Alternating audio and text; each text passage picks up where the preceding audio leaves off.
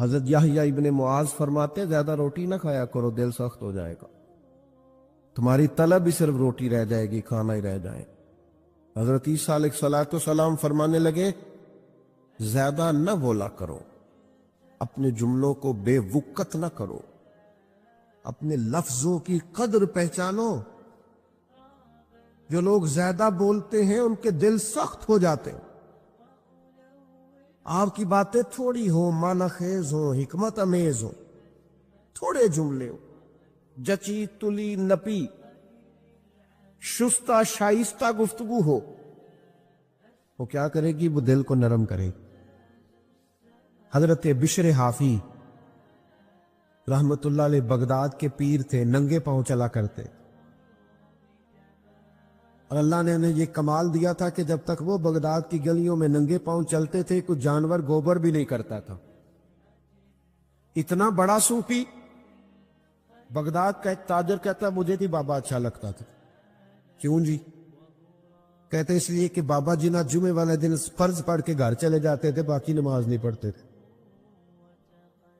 دیکھیں میرے ایک بچے کو میرے پاس کچھ لوگ آئے، کہنے لگے کہ طالب علم دے رہے مسجد میں ہماری میں نماز پڑھا دے، بچہ بھیج دیا۔ کچھ عرصے کے بعد شکوہ کرنے آ گئے، کہنے لگے نہ عصر کی پہلی 4 سنتیں پڑھتا ہے نہ عشاء کی۔ تو میں نے کہا بھائی جان، جس چیز کو رب رسول پابند نہیں کرتے آپ اس چیز کا کیوں پابند کرتے ہیں؟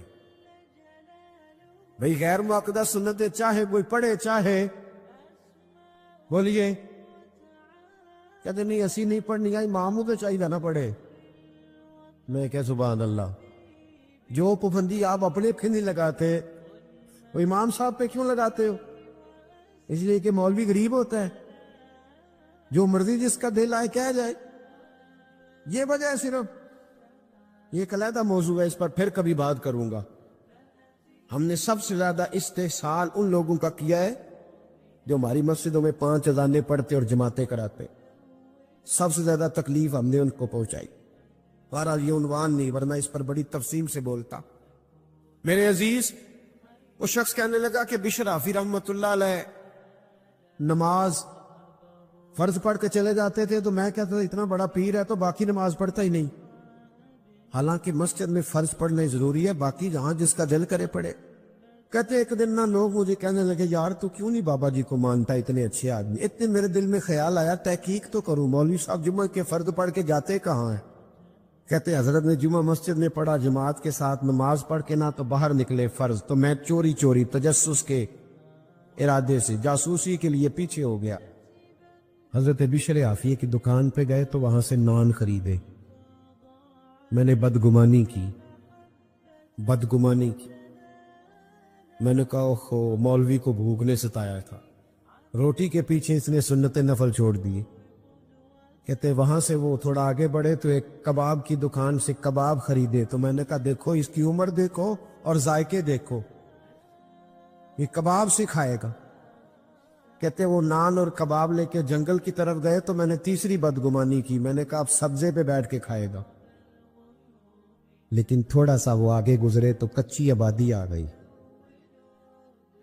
کچی آبادی میں کمزور گھر، کمزور، اتنی تو ہمتیں ہو میری کم سے کم بلند کہ شاہوں کے تاج فقط اشاروں سے چھین لوں، اور جتنے غریب گھر ہے اجالوں سے دور دور، اتنی ہی روشنی میں ستاروں سے چھین لوں۔ اللہ کرے ایسا ہو۔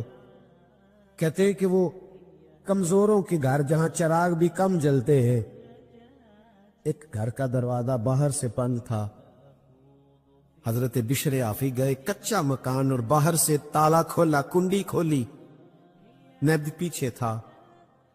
جب وہ اندر داخل ہوئے تو میں سوراخ میں دیکھنے لگا، ایک نابینا و فالج زدہ بوڑھے بزرگ بیٹھے اور ان کے منہ سے پانی نکلا ہوا ہے۔ کہتے جناب بشر حافی، بہت سارے مریدوں کے پیر، کہتے وہ آگے بڑھے، مٹکے سے پانی پیالے میں ڈالا اور پھر بابا جی نے اپنی پگڑی کھول کے پانی میں بھگو کے اس بزرگ کا منہ صاف کیا، اور کہتے پھر اتحیات کی حالت میں بیٹھ گئے۔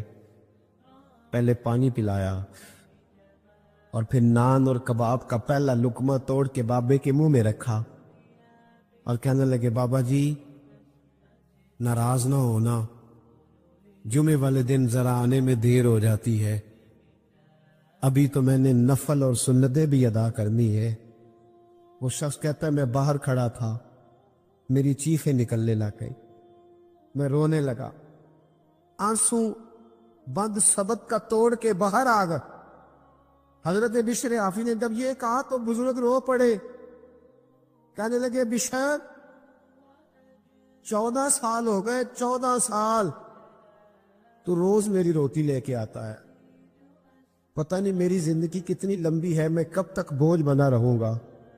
کہتے حضرت بشر حافی نے آنسو صاف کیے اور کہنے لگے بابا چپ کر، یہ جو سارا زمانہ میری عزت کرتا ہے تو یہ نفلوں کی وجہ سے نہیں کرتا، یہ میرے چلوں عبادتوں کی وجہ سے نہیں کرتا۔ بابا میں تیری لاوارث کی نوکری کرتا ہوں، تیری بیمار کی نوکری کرتا ہوں تو اللہ نے ساری مخلوق کے دلوں میں میری محبت پیدا کرتی ہے۔ ارے خدا کے بندے تو ہیں ہزاروں، بنوں میں پھرتے ہیں مارے مارے، میں اس کا بندہ بنوں گا جس کو خدا کے بندوں سے پیار ہوگا۔ میرے بھائی غور کرنے کا مقام یہ ہے، اچھی سوچ۔ وہ تاجر کہتا حضرت بشر حافی باہر نکلے تو میں پیروں میں بیٹھ گیا، میں پیروں میں نے کہا بابا جس چیز کو میں تیرا عیب سمجھا کرتا تھا وہ تو تیری سب سے بڑی خوبی نکلی، اور بھائی کچھ تو مجبوریاں رہی ہوگی، یوں ہی کوئی بے وفا نہیں ہوتا۔ اچھی سوچے پروان چڑھے، جس معاشرے کی سوچ اچھی ہوتی ہے وہ معاشرہ صحت مند ہوتا، جس معاشرے کی سوچ اچھی ہوتی ہے اس معاشرے میں لوگ ایک دوسرے کے ساتھ جڑے ہوئے ہو، جس معاشرے کی سوچ اچھی ہوتی ہے وہ معاشرہ بڑا قیمتی ہو۔ اپنے گھروں میں اچھی سوچ، ابا جی گھر میں نا اگر چاہتے ہیں نا گھر میں سکون ہو تو اپنی بیوی کی تعریف کریں گھر میں بیٹھ کے۔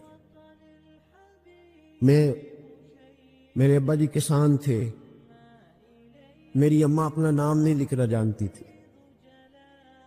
لیکن بڑا زمانہ بیت گیا، جب کچھ ایڑے ترچھے لفظ پڑھنے لکھنے کے قابل ہوئے تو سمجھ آئی کہ وہ تو یونیورسٹی کا درجہ رکھتے تھے لوگ، وہ تو بڑے لوگ تھے۔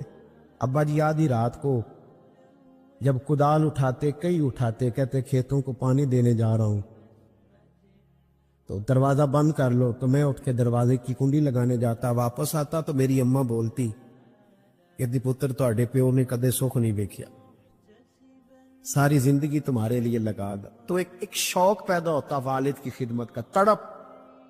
اور ابا جی کے پاس کبھی کبھی بیٹھتے تو ابا جی کہتے بیٹے تمہارے ننیال والے امیر تھے، میرا گھر غریب تھا، پر تمہاری اماں نے تمہاری خاطر وہاں چپ کر کے صبر سے وقت گزارا، ماں کی نوکری کیا کر۔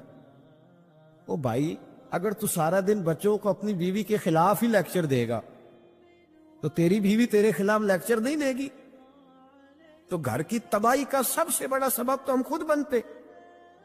جس گھر میں میاں بیوی اکٹھے نہیں ہیں تو بچے بیچارے کدھر گئے، اس کی سنے کہ اس کی سنے۔ وہ دیکھو قرآن ہماری تربیت کرتا ہے، قرآن فلما بلغ معه سعیا، دیکھو قرآن تربیت کرتا ہے۔ حضرت جناب ابراہیم چھوڑ آئے ہیں بیٹے کو، اور ڈھیر ساری روایتیں بتاتی ہیں کہ 13 سال دوبارہ گئے نہیں حضرت اسماعیل کو دیکھنے، 13 سال۔ اور کچھ روایتوں میں اگر ان کا جانا ہے بھی تو جانا ہے، وہاں رکنا موجود گئے ہیں اور آ گئے۔ 13 سال جس باپ نے بیٹے کو پلک کے نہیں دیکھا، نہ سکول بھیجا، نہ کوئی اس طرح کا پیار کیا، لیکن قرآن کہتا ہے جب بیٹا تھوڑا سا ساتھ چلنے کے قابل ہوا تو کیا کہا، بیٹے میں نے خواب دیکھی انی اذبحو کا، میں تجھے ذبح کر رہا ہوں، میں تجھے۔ تو بیٹے نے نہیں کہا ابا 13 سال کا میں ہو گیا ہوں، ایک دن بھی تو نے میری کوئی خدمت نہیں کی، کوئی شفقت نہیں کی، اور آیا ہے تو ذبح کرنے آ گیا ہے۔ تمام مفسرین کو دیکھ لے اور تفصیل سے پڑھنا ہو تو علامہ اسماعیل حقی علیہ رحمہ کی تفسیر روح البیان کھولے، علامہ اسماعیل حقی فرماتے ہیں کہ جناب ہاجرہ نے اپنے بیٹے کے دل کی گہرائیوں میں بات اتار دی تھی کہ بیٹا خبردار، اپنے ابا کے بارے میں برا نہ سوچنا، تیرا باپ معمولی آدمی نہیں ہے، انہیں تو اللہ نے اپنا خلیل بنایا ہوا ہے۔ یہ فیضان نظر تھا، یہاں کے مکتب کی کرامت تھی۔ سکھائے کس نے اسماعیل کو آداب فرزندی؟ یہ جناب ابراہیم کا فیضان نظر تھا، اور حضرت ہاجرہ کے مکتب کی کرامت تھی۔ سکھائے اس نے اسماعیل کو آداب فرزندی۔ لیکن اماں بچے کو پیدا کرتی ہے، پالتی ہے، جوان کرتی ہے، خود بہو لے کے آتی ہے، پھر وہی اماں اگر 10 منٹ اپنے بیٹے کو اب اس کی بیوی کے پاس سے اٹھا کے لاتی ہے نا کہ بیٹے ادھر آ 2 منٹ میری بات سن، تو بہو سوچنے لگ جاتی ہے میرے خلاف ہی پراپوگنڈا ہو رہا ہے۔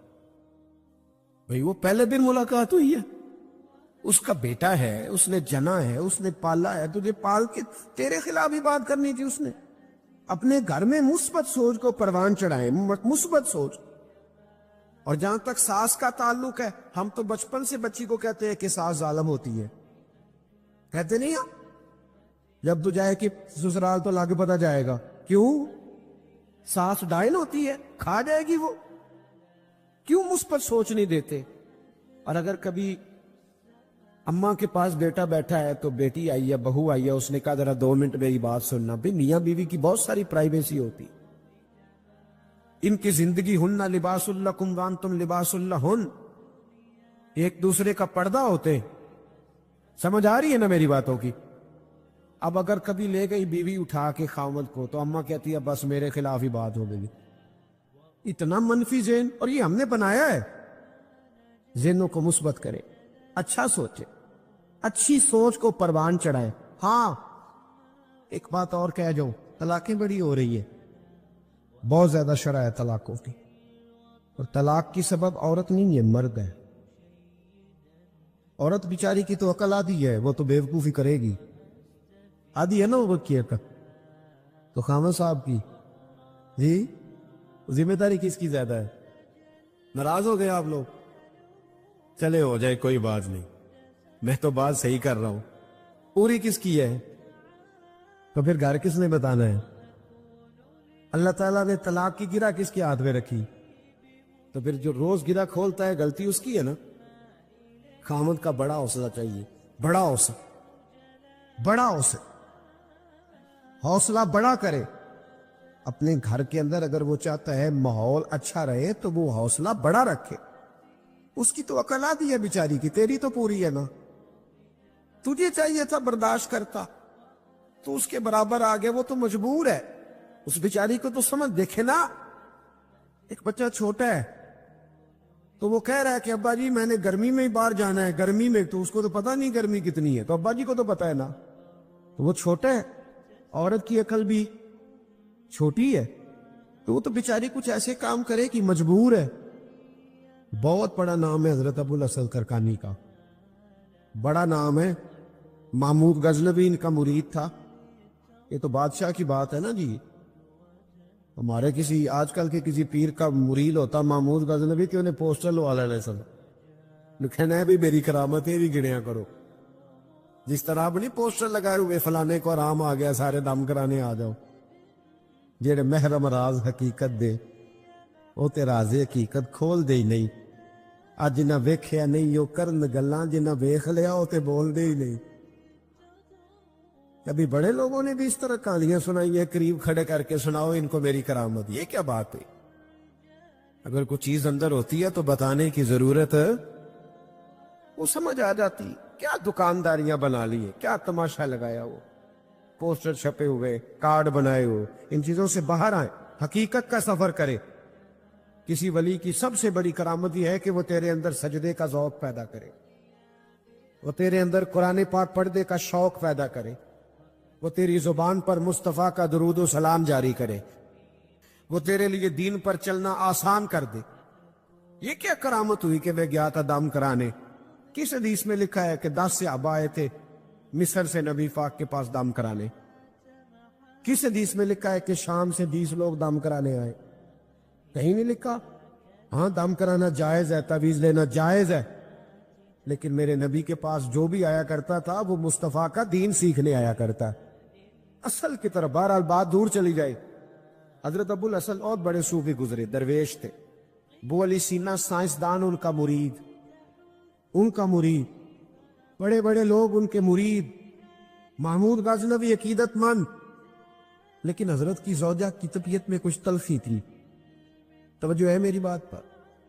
اگر نوجوان میری آج اس بات کو، شادی شدہ نوجوان اس بات پہ تھوڑا غور کریں گے تو انہیں دل ٹھنڈا کرنے کا موقع ملے گا۔ میں اتنا باعمل تو نہیں ہوں، لیکن لگتا ضرور ہے کہ یہ بات ذہن میں آئے گی نا آپ کے تو کچھ فائدہ دے گی۔ اللہ تعالیٰ آپ کو جزا دے۔ اب آپ بیٹھے رہیے، پیسے نہ لائیے گا، اللہ آپ کو خوش رکھے، اللہ تعالیٰ آپ کو برکت دے۔ اس کے بغیر بھی کام چل ہی جاتا ہے الحمدللہ، تو کوئی ایسا مسئلہ نہیں ہے۔ اس سے بھی تھوڑا سا بچنا چاہیے۔ جب آپ برسر اسٹیٹ پیسے دیتے ہیں نا اس طرح کر کے، تو پھر وہ بندہ نہیں اچھا لگتا جو نہ دے رہا ہو، تو اس لیے ماحول ایک جیسا رہنے دے۔ کسی کی خدمت کرنا، وہ سارا کچھ کرنا، وہ سنت ہے، اس میں اختلاف نہیں، لیکن برسر اسٹیج نا استحصال ہونے لگ جاتا، پھر غریب آدمی سامنے نہیں بیٹھتا، پیچھے ہو کے بیٹھتا کہ نہ میرے کو دتھی ہوتی تو میں بھی اگے بیٹھتا۔ اس لیے مہربانی فرمائے ان چیزوں سے اگر پرہیز ہو جائے برسر اسٹیج تو فائدہ ہوگا باللہ۔ اللہ ہمیں توفیق عمل عطا فرمائے، آمین تو کہہ دے۔ میں بس بات سے بیٹھنے کی طرف آ رہا ہوں۔ حضرت ابو الحسن رحمۃ اللہ علیہ سے ایک شخص مصر سے ملنے گیا یا یمن سے ملنے گیا، اس نے 2-3 مہینے کا سفر کیا، حضرت کے دروازے پہ دستک دی، تعریف سن کے آیا، دستک دی تو اندر سے بی بی صاحبہ بولی، اماں جی کون ہے؟ طبیعت میں تلخی تھی، کون ہے دروازے پہ؟ نے کہا اماں جی میں حضرت کا عقیدت مند ہوں تو بڑی دور سے آیا ہوں۔ تو اماں کہنے لگی تجھے بھی کوئی کام نہیں جس طرح انہیں کوئی کام نہیں، فارغ ہے تو بھی؟ کہتا ہے میں تو بڑا ذہن میں زاویہ بنا کے آیا تھا، ذائچہ سارا ٹوٹ گیا۔ کہا چلے اماں جی میں اب آ گیا ہوں تو مہربانی کرے بتا دے کہاں ہے؟ تو کہنے لگی وہ جنگل میں 10-12 فارغ لوگ اس کے پاس بیٹھے ہوں گے، اللہ ہو رہی ہوگی، تو بھی چلا جا بھائی، اور اب دروازہ نہ کھٹکھٹانا۔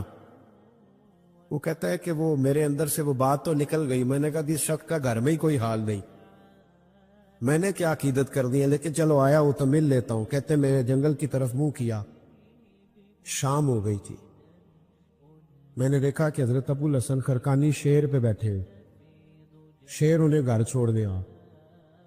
میرے اندر سے پھر بدگمانی نکلی، میں نے کہا دیکھو زوجہ قابو آتی نہیں، شیر میں قبضہ کیا ہوا ہے۔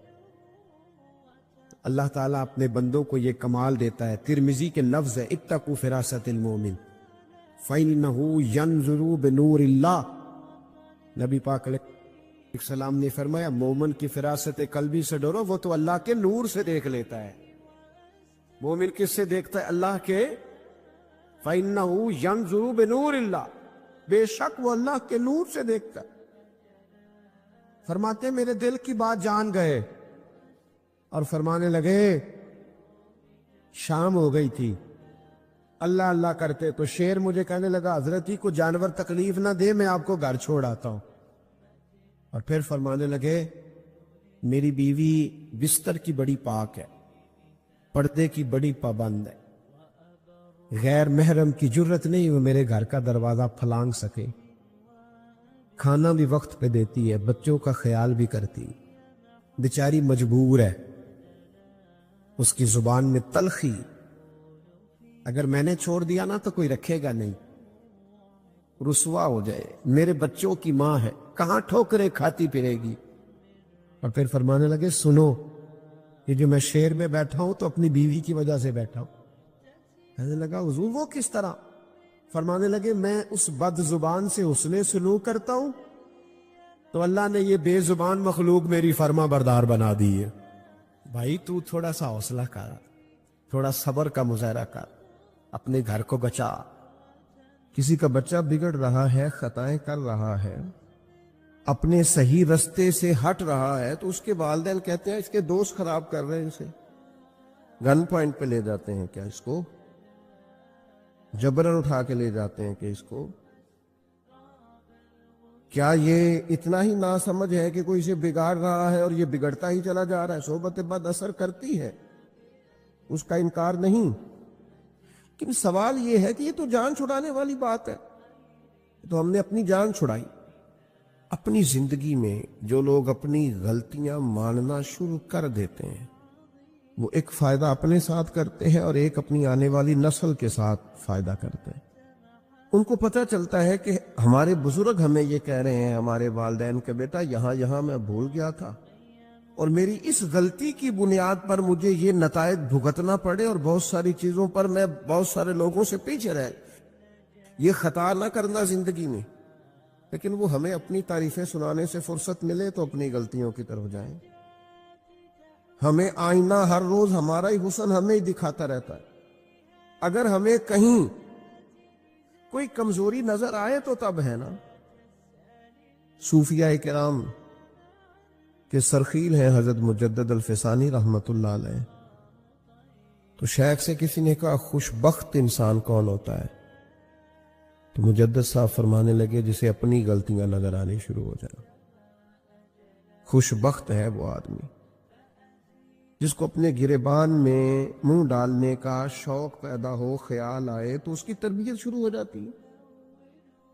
لیکن جو ہر بات، میں ایک چھوٹی سی بات آپ کی خدمت میں عرض کروں، میں آپ اس سے اختلاف کر سکتے ہیں، میرا تجربہ یہ ہے، میں نے تعلیمی زندگی گزاری ہے، میرا تجربہ یہ ہے کہ جو نہیں نہ پڑھا اپنی وجہ سے نہیں پڑھا، کہے بعد میں وہ کہ جو خاندانی مسائل بڑے تھے، مجبوریاں بڑی تھی گھر کی، کہے جو جس نے کہنا ہے کہے، پر میں یہ بات ماننے کو تیار نہیں ہوں، اس لیے کہ میں نے اپنی زندگی میں دیکھا جنہوں نے پڑھنا تھا نا وہ پارٹ ٹائم جاب بھی کرتے تھے اور پڑھائی بھی کرتے تھے۔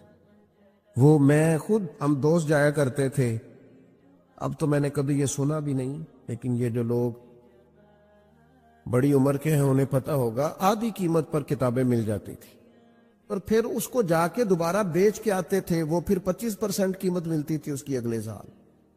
تو اس طرح سے سمٹے ہوئے خرچوں میں اور اس طرح اخراجات کی کفایت شاری میں لوگ پھٹیوں پر بیٹھ کے پڑھتے رہے، اور بہت ساری مائیں بستہ لے کے دینے کی پوزیشن میں نہیں ہوتی تھیں، تکیے کے غلاف میں پہنی ہوئی کتابیں، اور 3 دوستوں نے مل کے ایک چٹائی خریدنے کا پلان بنا لیا، اس پر بیٹھے ہوئے اور پھر ایک دوات کے ساتھ 3 قلم اسی دوات میں ڈبو کر وہ اپنا اپنا کام کرنے والے، اور ایک دوسرے پر احسار بھی کیا جا رہا ہے، تو پین میں سیاہی بھرنے کا احسار کیا جا رہا ہے، کسی کو دی بھی جا رہی ہے تو کہا تھوڑی گاچی دے دو تاکہ میں بھی اپنی پھٹی کو صاف کر لوں۔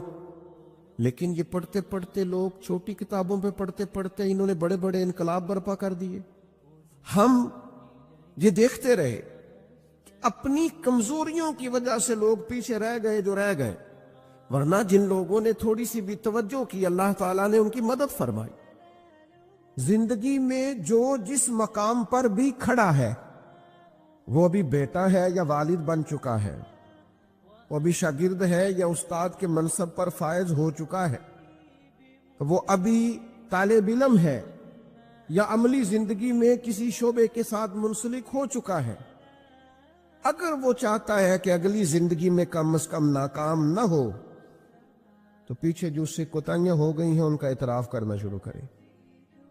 ضروری نہیں اس کے پوسٹر چھپائے اور لوگوں کو بتائے، وہ اپنے آپ سے تو گفتگو کرے، اپنے رب کے حضور تو حاضر ہو کے اپنی غلطیوں کو مانے، وہ تسلیم تو کرے کہاں کہاں اس سے خطائیں رہ گئی ہیں، کہاں کہاں اس سے غلطیاں رہ گئی، کہاں کہاں وہ بھول گیا، کہاں کہاں اس نے سمجھنے میں اور اپنا شعور بلند کرنے میں دیر کر دی۔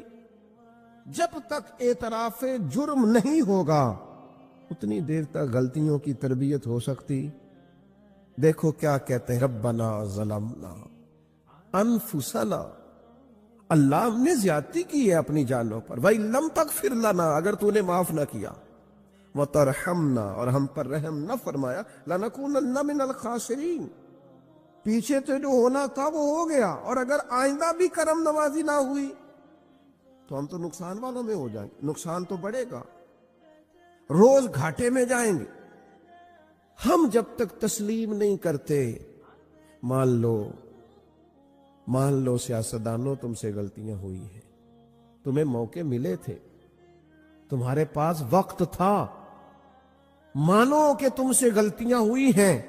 وہ جس کا بیٹا اس کے سامنے تلخ بولتا ہے اور پھر رات کو وہ بستر میں منہ دے کے روتا ہے، وہ کیوں نہیں مان لیتا کہ اسے غلطیاں ہوئی ہیں؟ وہ ایک دفعہ اپنے بستر میں منہ دے کے یہ کیوں نہیں سوچتا کہ کبھی اس کے ابا جی بھی کہا کرتے تھے بیٹا میں تیری طرف سے تکلیف میں؟ کیوں نہیں تسلیم کرنے کو تیار کہ میں اسے کسی کے سپرد کر کے نا تو چچا کے ساتھ سکول چلا گیا اور میں دوستوں کے ساتھ کھانے کھانے چلا گیا تھا، میں نے اپنے بچوں کو وقت ہی نہیں دیا۔ یہ کوتاہیاں ہم کب تسلیم کریں گے؟ چھوٹا آدمی ہوں اور کمزور ہوں، کوئی ایسی بات نہیں کرنا چاہتا، لیکن میرا دل کرتا ہے ادب سے عرض کروں کہ دین کے دعوے کرنے والوں تم سے غلطیاں ہوئی ہیں، ممبر و محراب کے وارثوں تم سے کوتاہیاں ہوئی ہیں، مسند ارشاد پر بیٹھ کر پیری مریدی اور اچھے اسباق پڑھانے والوں تم سے خطائیں ہو گئی ہیں۔ تم نے قوم کو جس تعویذ گنڈے پہ لگایا تھا، تم نے قوم کو جو چیزیں خود سے سکھائی تھیں، تم نے کیوں نہیں بتایا کہ ہم تو ناقل ہیں، اللہ کے عاجز بندے ہیں، قرآن و سنت پڑھیں گے اور تمہیں سنا دیا کریں گے؟ ہم تو صرف ناقل ہیں، یہاں سے نقل کر کے تم تک پہنچانے والے، ہم تو تمہیں خیر بتائیں گے، اللہ کی بارگاہ کا رستہ دکھائیں۔ تم نے کیوں نہیں اس کو سمجھا؟ ہم اپنی کوتاہیاں کب قبول کریں گے؟ ساری غلطیاں سیاستدانوں کی تو نہیں ہوتی۔ پتا تھا ووٹر سپورٹر کو کہ یہ پہلے کس پارٹی میں تھا، اس کو پتا تھا کہ اس کا اعتبار نہیں ہے، خدا جانے جیت کے بھی کس پارٹی میں جائے گا، پتا تھا۔ تو کیا یہ کوئی دھندا ہے؟ کیا یہ کاروبار ہے کہ آپ جانتے بوجھتے ہوئے اپنے ہاتھ سے زہر کھائیں اور بعد میں کہیں کہ میری انتڑیاں کٹ کے باہر آ رہی ہے، تو جب کھایا تھا تو یہ تو ہوگا سارا کچھ؟ ہمارے کچھ دوست ہیں محبت کے ساتھ رمضان میں کچھ اپنی بساط کے مطابق جو ہمیں نظر آتا ہے کہ یہ ہمارے جاننے والوں میں کوئی غریب آدمی ہے، تو بڑی معمولی سی چھوٹی سی خدمت ہم کرنے کی کوشش کرتے ہیں۔ تو میں یہ ایک دو دن پہلے عصر کی نماز کے لیے سیڑھیاں چڑھ رہا تھا مسجد کی، تو ایک بوڑھے نے مجھے آواز دے کے کہا حضرت جی السلام علیکم۔ اور پھر غریب آدمی تو وہ بات بھی کرتا ہے تو اس کے لفظ بھی کامتے ہیں۔ میں نے کہا جی آپ کیا کوئی پریشانی ہے؟ کہنے لگے وہ جڑا رمضان چ راشن لبدا ہے پہلے نہیں لب سکتا۔ تو میں ان کا بازو تھام کے ان کو کونے پہ لے گیا، میں نے کہا پریشان ہے۔ ان کے آنسو بے اختیار ٹپ کے کہنے لگے منڈے دی کل 40,000 تنخواہ ہے تے 34,000 گیس دا بل آ گیا۔ تو اب یہ ہے کہ اس کو مینج کرنا۔ اقبال نے کہا تھا تو خالق و مالک ہے مگر تیرے جہاں میں، اللہ کی بارگاہ میں کہا تھا مالک تو قادر و عادل ہے مگر تیرے جہاں میں ہے تلخ بہت بندہ مزدور کے اوقات۔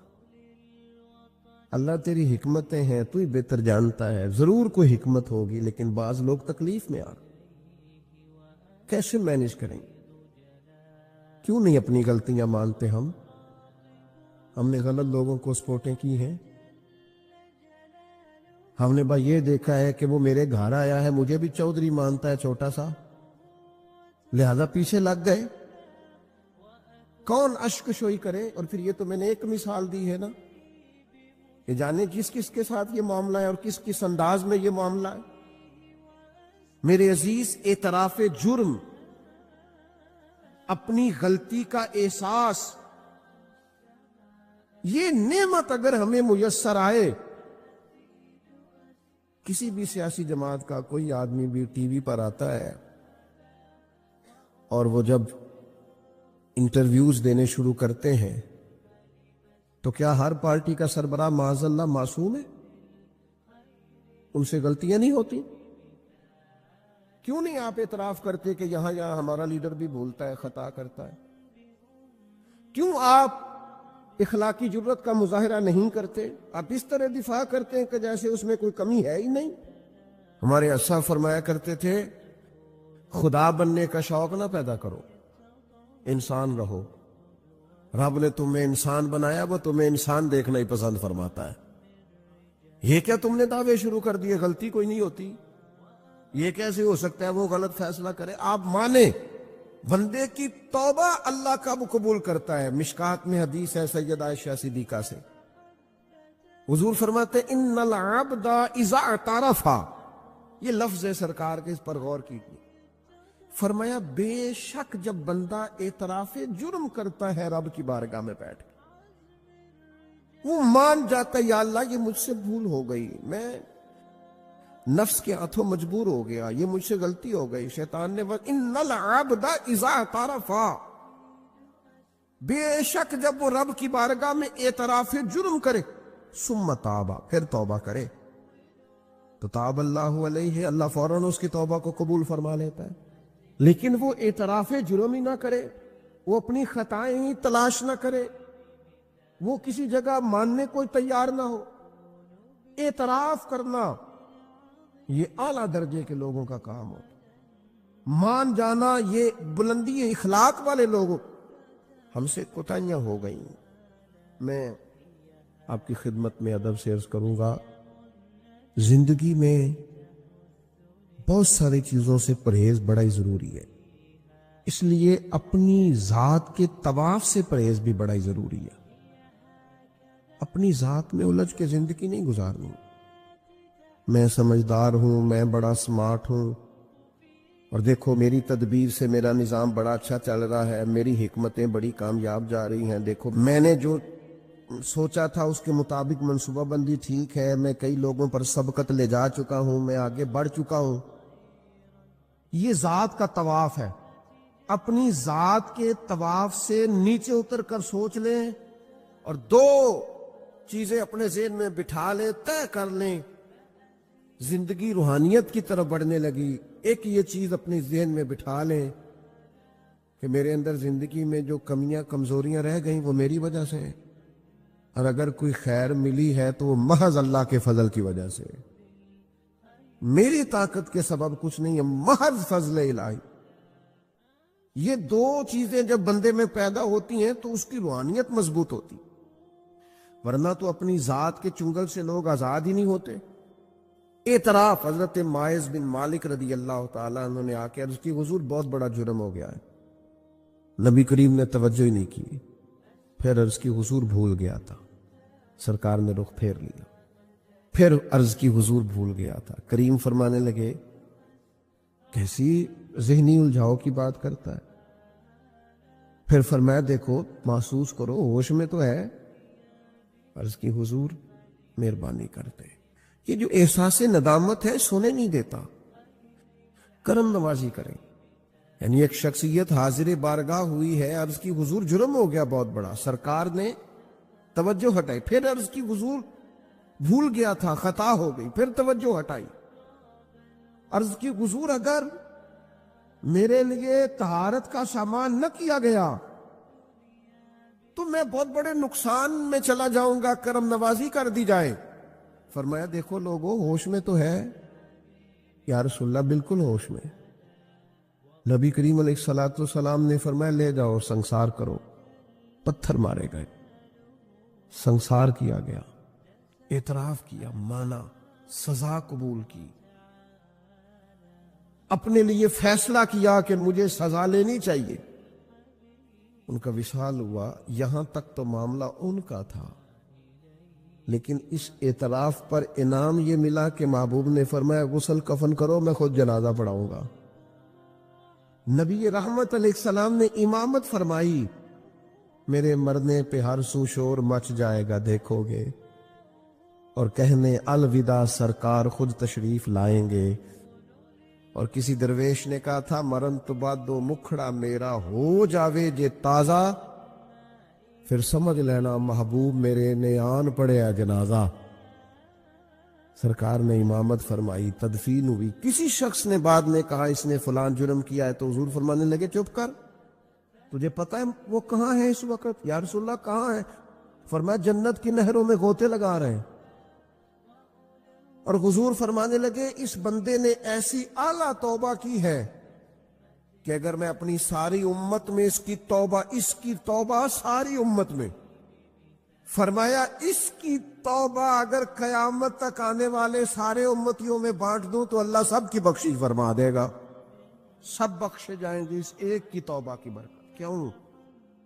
ہاتھ باندھ کے عرض کی حضور مہربانی کریں، میرے سے یہ غلطی ہو گئی ہے، شفقت کریں، مہربانی فرمائیں۔ دوستو تھوڑا سا توبہ کا رنگ غالب آئے نا، پہلے اس کی شخصیت احساس ندامت والی ہو نا۔ حضور سے پوچھا گیا توبہ کیا ہے؟ فرمایا شرمندگی اور ندامت کا نام ہی توبہ ہے۔ تیرے اندر ندامت پیدا ہو گئی، احساس ہو گیا کہ یہاں میری غلطی ہیں، تو یہی توبہ ہے۔ تو اس کے لیے تیاری کریں۔